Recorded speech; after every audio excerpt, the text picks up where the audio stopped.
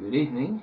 Welcome to our period of Bible study for Wednesday, the 15th of April, 2020. Our normal Bible study period would be 6 p.m., but this lesson is being taped, so pre-recorded, and that means you can watch it anytime after we get it posted to our webpage and to the YouTube video channel. We're happy that you're able to join us this evening. The Bible study period, of course, is one in which we usually have some interaction. There is a way to do that here, although it isn't immediate. If you are looking at us via the YouTube channel, which is you should be, down below the section where you see the video playing, there is a place for public comments, and if you'll put your comments there, either yeses or nos or information or questions or insights, please do so. I'll be able to find those and I'll respond to those comments either back to you directly if you'll leave me a name or an email, or I can include them in the next lesson that we have and make sure that we cover any questions or appropriate comments about the lesson that we just finished. Also remember that we're placing Sunday morning and Sunday afternoon sermons on the same web page. If you'll go to the Bagdad Church of Christ web page and select recent sermons, there you'll find the 11 a.m. Sunday morning lesson and the 3 p.m. Sunday afternoon lesson for the Sunday coming up, and the ones for previous weeks are also there. We'd like to encourage everyone to remember a few of the things that are pertinent at this present time. We're still under a safe at home order, trying to avoid as much contact with folks as we can. We hope that all of you are weathering this storm okay and able to get all the things that you need and also still be able to make some contact. I will be sending out the couple of times a week group text message explaining some of the new information about folks that we're keeping track of that are ill or traveling or so on, and also with information about ways that we can help each other and ideas for communicating better. We're hopeful, very hopeful, that by the end of April our time of social distancing will be lessened a little bit so that we can come back together and worship at the building there at Bagdad. In the meantime, please be innovative and be thoughtful about how we can achieve the same goals by working together via the recorded lessons. This evening we're going to be taking a look at the lesson book on prophets and prophecy that was written by Brother Gene Taylor. We're very grateful to Brother Taylor for allowing us to use this lesson material, and so far we've covered 7 lessons. We're now in the 8th lesson in this book, which covers the prophet Isaiah. We've talked about the 2 kinds of prophets, the oral prophets like Elijah and Elisha, who spoke and their words were recorded by others as the events took place. Isaiah and some of the later prophets are called literary prophets, written prophets. They actually left a written record of their information, usually in a book with their name. Isaiah is the first of these that we're studying, and in your lesson book, if you have it, it's on page 24 and 25 with the introduction to the prophet Isaiah. If you don't have your lesson book, you may also go back to our website and check under resources. Click the tab that directs you to lesson materials, and it'll take you to Brother David Padfield's website where some of Brother Taylor's lessons are housed, and you'll be able to find this one on prophecy and the prophets. You can pull it up as a PDF document and use that to follow along with us if you'd like. Isaiah the prophet, of course, is very much on our minds as we study about the coming of the Christ. Many times the first time we think about Isaiah is connecting Isaiah with his prophecies about the Messiah, about Jesus Christ. Isaiah was a prophet who prophesied along with many others. He was prophet to many great kings like Uzziah and Jotham Ahaz and Hezekiah and Manasseh. He was also a contemporary for about 50 years of prophetic work with other prophets like Amos and Hosea and Micah. Many of the great events of history also relate to the prophet Isaiah. We can find him being mentioned along in the reigns of these kings that we just mentioned in historical settings, being the one who they turn to for guidance and so on. So we know a great deal about Isaiah's prophecies, about his work from the book itself. In as much as we are trying to get a good overview of the book itself, we do need to look at the setting. That's what we're going to take a look at this evening, is the setting of this book. Isaiah, of course, is not a modern prophet. He's a prophet that wrote before the time of Jesus, and in those days the world was much different from what it is now. The countries were different, their relationships were different, and especially Judah, sometimes just referred to as Jerusalem because that was the capital city, but Judah, the southern two tribes of the kingdom of Israel. Now remember that there was the northern 10 tribes known as Israel with their capital in Samaria, and about 721 BC they were taken captive by the Assyrians. So some of this that we're looking at this evening is bringing us up to that time when they were captured, but also things that happened in Judah after the kingdom of Israel was taken captive. So as we look at the political setting and the ideas about what was going on in the world when Isaiah prophesied, let's keep that in mind, that pretty much Israel is already gone, and Assyria rules that northern kingdom, and they would also very much like to have Judah. They'd like to have a big old piece of Judah for their own, because we'll see in a moment it was important strategically for them. Let's talk a little bit about the politics.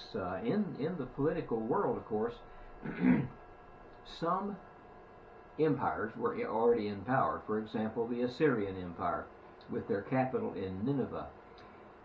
They were strong and they were young, pretty much an up-and-coming empire, and they were active. They were seeking to conquer other nations. But waiting in the wings, slowly building their power, were the great Babylonians. The Babylonian Empire would come next, and they're the ones who eventually come and conquer the kingdom of Judah. But the Assyrians were the ones who were at this present time in the first part of Isaiah's prophecies. They were the ones who were the aggressors among empires in the world. And poor Judah was right in the middle of a conflict, because Assyria in the north, up here where that circle is, toward the north and the east of the Mediterranean world, they had designs upon the whole world. They wanted especially to conquer and have a place on the Mediterranean Sea. And of course, one of the best places to do that would have been the seacoast of Israel, where there was easy access, and they already had some seaports in place. But they also had designs on the rest of the world, and the Assyrians wanted very much to take themselves and establish a foothold in Egypt. So here's how it fits. The Assyrians to the northeast, the kingdom of Egypt down to the south and the west, and right there in the middle is poor Judah, a kingdom that is economically viable and somewhat powerful, but not at the level where they would be able to fend off any great enemies. That was not going to be possible for them. Kingdom of Judah was desirable to both the Egyptians and the Assyrians. Now the Assyrians, like we said, were kind of on the cutting edge. They were the burning, youthful desire, all kind of rising empire type people. On the other hand, Egypt was kind of the old guard. The Egyptian kingdom were the members of it, the leaders in fact, were mainly those who remembered their glory days. They were past some of that. but they didn't want to let go of the great power that they had. At one time, Egypt wielded great power all over Asia, all over this whole area here. But with the coming of the Assyrians, the Egyptians were threatened, and they would like to have also a piece of Judah as a buffer between them and the mighty Assyrians coming their way. Remember that the Assyrians have already conquered Israel at much of the time we're looking at here, and the Assyrians had their designs on Judah because of this ability to kind of be in between them and Egypt. If we look specifically at Egypt for a moment, the Egyptian Empire was once feared across the world. They were very bold and energetic in their conquests of other nations. But now Egypt is in a fearful position. They fear the rise of the Assyrians. The growing power of Assyria was of great concern to the Egyptians. They were fearful enough that they started trying to make some alliances to help protect themselves. And one of the alliances they tried to make was to form a league or an alliance with Jerusalem, with the kingdom of Judah, against the Assyrians. So the Egyptians wanted to link up with the people of Judah to help form an even stronger buffer against the Assyrians who were coming their way.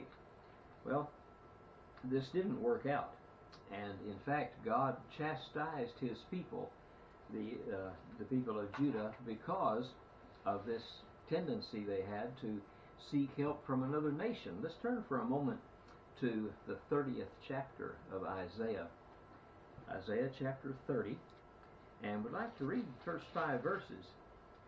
In this reading here, the Lord through Isaiah is telling the people of Judah what a mistake it was to seek to ally with Egypt to fend off their enemies when they could have relied upon God himself. Here's what Isaiah wrote.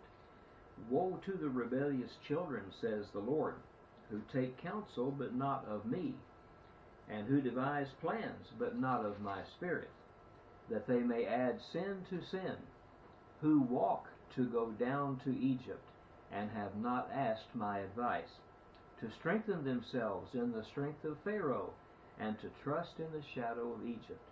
Therefore the strength of Pharaoh shall be your shame, and trust in the shadow of Egypt shall be your humiliation. For his princes were at Zoan, and his ambassadors came to Hanes. They were all ashamed of a people who could not benefit them, or help or benefit, but a shame and also a reproach. You see, Isaiah, speaking on behalf of the Lord, makes it clear that the people of Judah already had the help they needed. It was help in God himself. And they had made a grave error here, seeking the strength of the Egyptians to help them form this alliance and defeat or hold off the attack of the Assyrians. So Egypt had that in mind, that they would make this alliance and become strong against Assyria. Well, meanwhile, the influence of the Assyrians was pretty strong too. Like we said, the Assyrians were more able to wage war. They were more active, younger, stronger, more forceful, and so on. And so when Judah began to seek for someone to help them stand against the Assyrians, things got rather heated.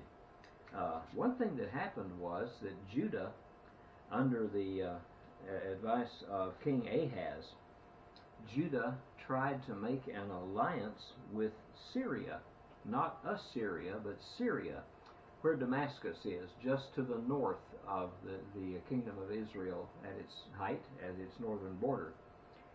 And Israel and Syria formed an alliance. Now this is right before Israel is taken captive. Israel and Syria became a coalition to fight against the Assyrians. And they wanted the people of Judah to help. They came to King Ahaz and asked him to join with them to stand against the Assyrians. But Ahaz didn't do it.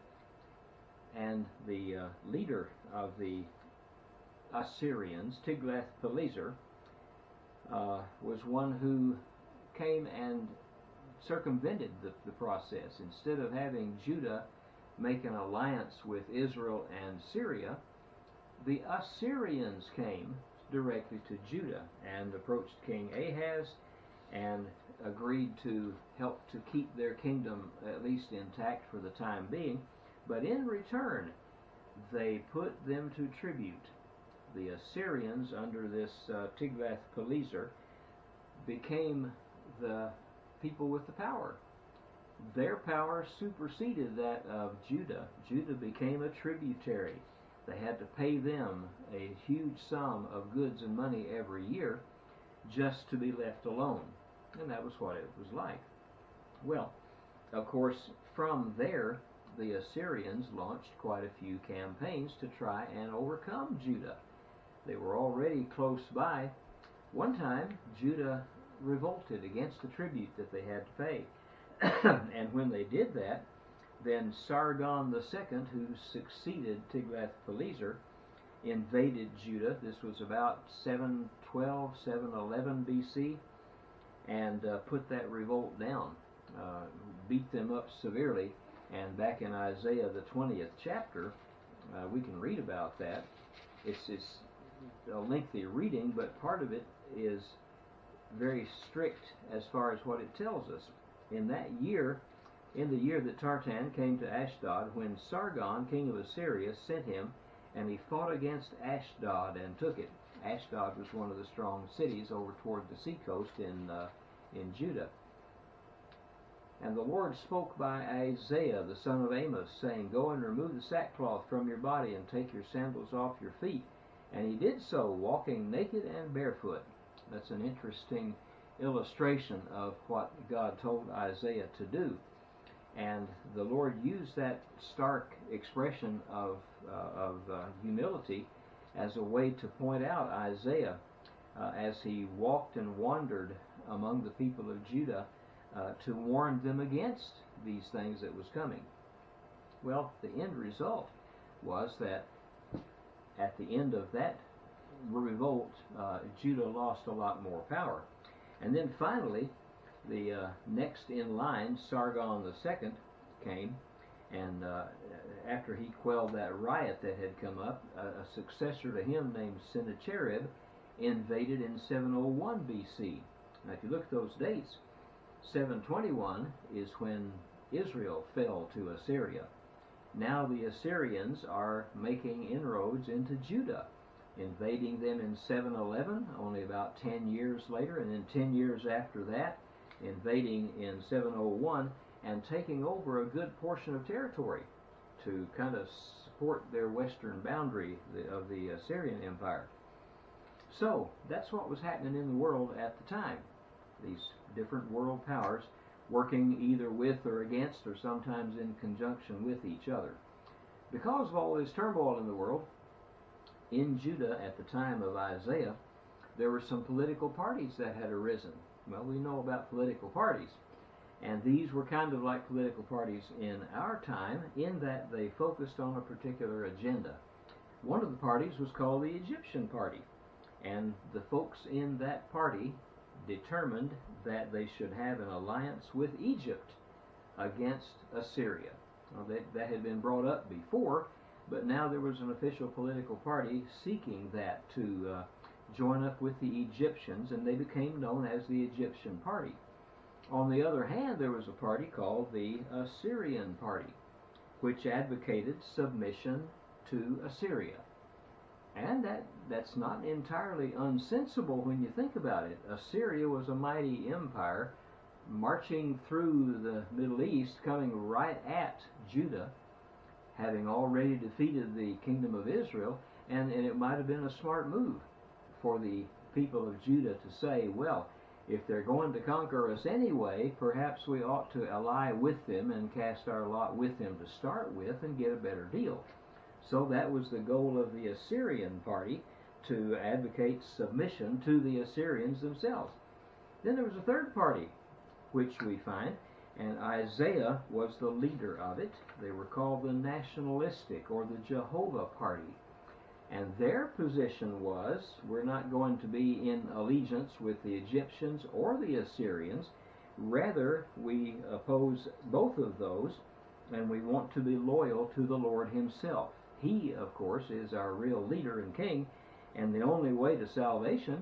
And so the nationalist or Jehovah Party was promoting loyalty to God himself.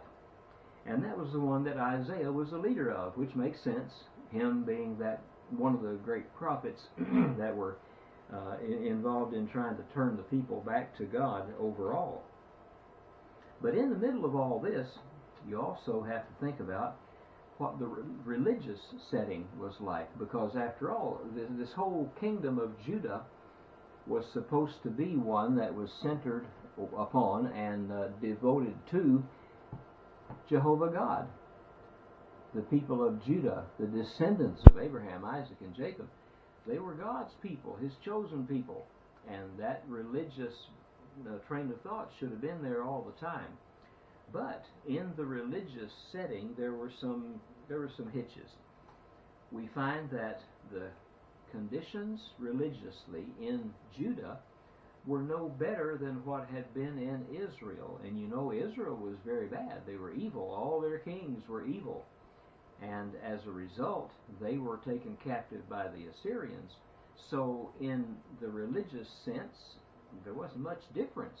Judah was beginning to be just like the people of Israel had been. Brother Homer Haley wrote a commentary here on Isaiah, and one of the statements that he makes is this: the moral and spiritual conditions in Judah were little better than they were in Israel. So he compares them as all kind of being very similar in their religious outlook. And some examples of this, if we look perhaps at the reign of Uzziah, the king, during that time, Judah became fairly prosperous. The people were able to trade and have economic influence in much of the world, and they gained strength because of it. Uzziah was a reasonably well-apportioned king as far as knowing how to run the government, and they were strong in that. But, you know, as often happens, along with prosperity comes some downside. And in Judah, that downside was when they also began to be greedy. Well, if you're very, very prosperous, then you begin to think that everything belongs to you, or it should, and you get greedy about it. They also began to develop oppression. Anyone who stood in their way was to be oppressed. The people of Judah were ruthless business people. They would go strictly after those who were weaker in the business sense. Religion also became more of a formality. Instead of being from the heart like God wanted his people to worship him, they began to worship only in a formal way. They would go and make their sacrifice and check off the boxes of things they were to do, and then go back and do their own thing. They didn't keep a heart of religious devotion to God. And along with all that came a good bit of corruption. When things are prosperous and when the nation is fairly strong, it also brings up the temptation for the leaders especially to turn to corruption as a way to pad their pockets or to uplift their power. So that was some of the things happening. Now, a good king that we know of during this time was Hezekiah. And Hezekiah was one that Isaiah had quite a lot of interaction with. Hezekiah brought about some reforms. If we turn back to 2 Chronicles, the 29th, 30th, and 31st chapters, we're not going to read them all, but as you look through there, you'll find that Hezekiah started off with a very determined plan. The law was discovered in chapter 28. The writing of the law was found, and the decision was made to cleanse the temple. Hezekiah led that reform to make the temple back to its great glory once more. Also, he began to re-implement much of the practice of the law, which people had let go completely to pieces. They had even stopped observing the Passover, and Hezekiah brought that back in, and many other reforms that were necessary, the way that they brought their tithes to the temple, all of that was part of his reform capability. But the sad thing was that the people did not take it to heart. When Hezekiah had done all that he could do, it still ended up that the people didn't follow. They did not follow his lead as they should have. At the end of chapter 31, and that's at verse 20 of 2 Chronicles chapter 31, here's what the record tells us. Thus Hezekiah did throughout all Judah, and he did what was good and right and true before the Lord his God. And in every work that he began in the service of the house of God, in the law and in the commandment to seek his God, he did it with all his heart. So he prospered. Now that was the source of prosperous activity during Hezekiah's time. But we find that gradually the people began to pull away. The people did not have this in their heart to stay with God, and they began to violate God's commandments and go into some of the idolatry and pagan religion that was around them. Their religion became superficial. Instead of being deeply in their heart, their religion was just a matter of kind of routine. They just did it because they were